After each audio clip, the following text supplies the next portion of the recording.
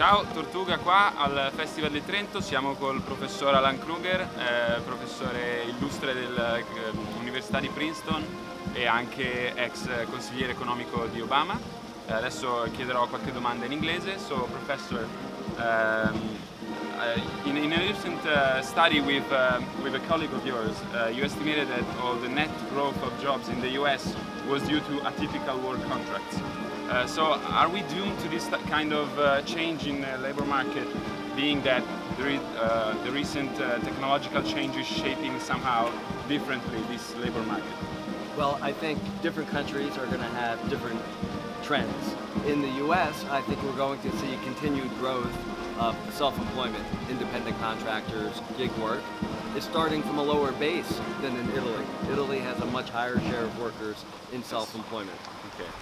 And so do you think that also the technological change is making the wage growth very smooth and also very standard, and the wage growth is becoming more moderate? And do you think that are we as well gonna expect the same trend in the future in advanced countries?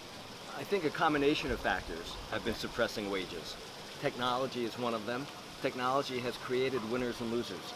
Workers who have skills and advanced training have been able to take advantage of the technology, and less skilled workers have seen stagnation or wages decline.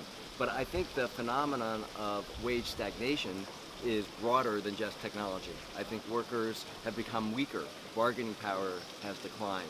Employers have become more concentrated, they've been able to use their strength to suppress wages. In the US, we've seen companies resort to tactics like non-compete agreements and collusion, which make it harder for workers to bargain for better wages. So I think part of it is a result of technology, but I think it's a broader phenomenon and one that countries have the capacity to address. Okay, so one recent work we were doing with Tortuga was mainly exploring the new technologies and the web companies that are developing in our economy.